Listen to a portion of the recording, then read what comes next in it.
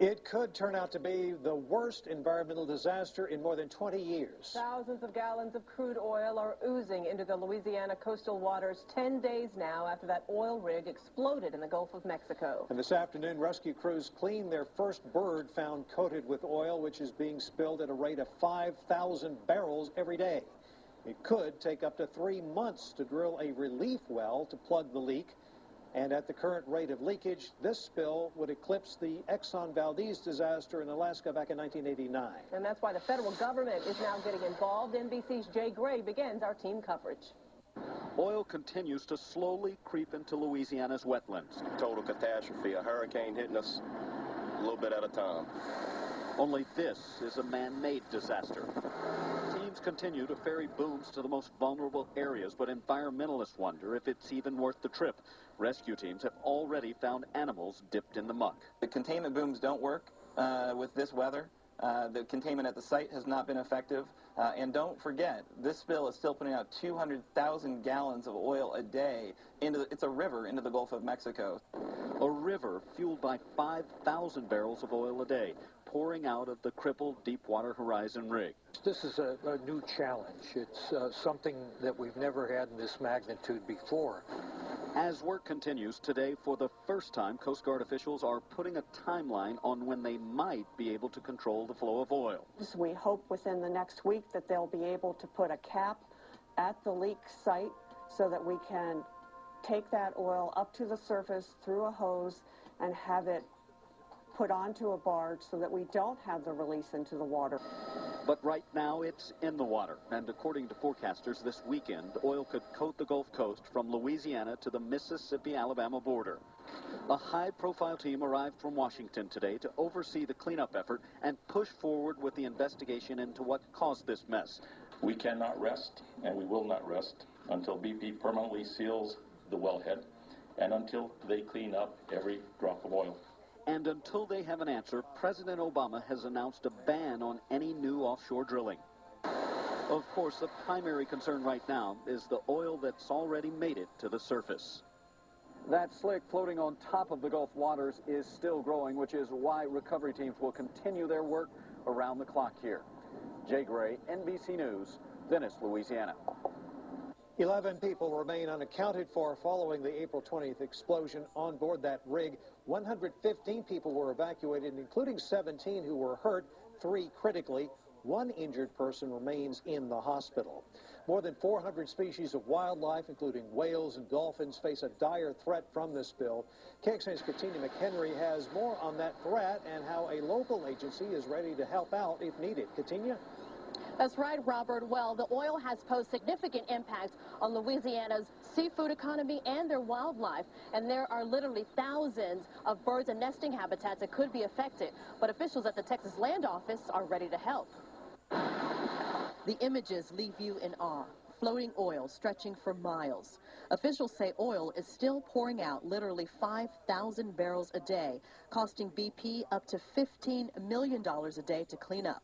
BP isn't the only one paying the price. It is going to have an impact on our coastal ecosystems. That's going to impact our fisheries, it's going to impact our bird population. It potentially is going to have an impact on our populated areas as well. Many remember seeing this, birds that swam into oil as a result of the Exxon Valdez spill in 1989. We've all seen images of birds with oil on their wings and bodies, and and there are literally thousands and thousands of birds over there. Oil has already reached the Louisiana coast, putting thousands of animals in danger. But Texas is ready to help with valuable resources. We also have some bird rehabilitation trailers. We have 2 bird cleaning trailers and 1 trailer that's designed to house the birds after they've been cleaned. Those, of course, would be available if, in fact, large numbers of birds are impacted. And many wonder if wildlife is all that should be worried. With the spill still not under control, should Texas beachgoers be concerned? If it does get to Texas, it will likely be in the form of tar balls, which are easily recovered on the beach and pose really minimal threats to wildlife and beachgoers, etc. It's a nuisance. You get tar on your feet, but it's not going to hurt you. While several other local government agencies are ready to assist with personnel and equipment, right now all they're doing is keeping an eye on Louisiana. Reporting live in Central Austin, Katina McHenry, KXAN Austin News. Thanks, Katina. Well, the U.S. gets 25% of its domestic energy from the Gulf of Mexico. Accidents like this one are very rare, but also very devastating. KXAN's David Scott has continuing coverage on the safety of the Gulf Coast oil platforms and how the massive oil slick could endanger Louisiana's fragile wetlands and seafood industry. We're a long way from the old lone wolf wildcatter days. There are now 3,500 deep water oil platforms off the shores of America, and their track record is good, cleaner and safer than long-distance tankers or America's coal industry. Still, this spill is a massive one.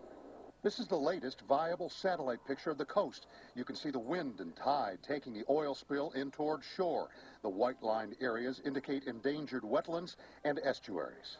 The concern over the past years has been over the loss of wetlands due to man-made and natural processes. The concern about the spill, at least one of the concerns is, will it accelerate the loss of wetlands? UT professor Chip Grote served 12 years as Louisiana's chief state geologist and survey director.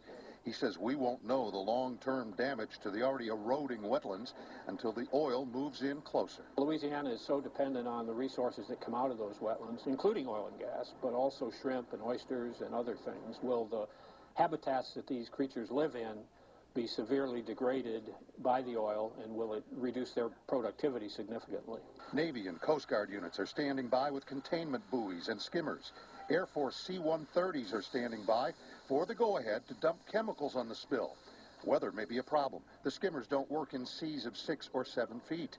Meanwhile, the blown-out well, 40 miles offshore, continues to spew 5,000 barrels a day into the water.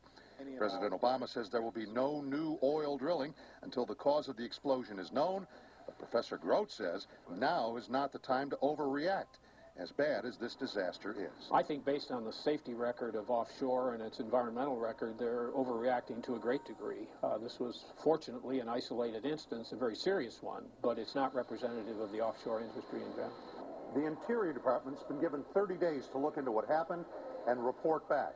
In the meantime, the president says the oil company BP bears ultimate responsibility in this, and the price tag will be enormous. At the Bob Bullock Texas State History Museum, I'm David Scott, KXAN Austin News.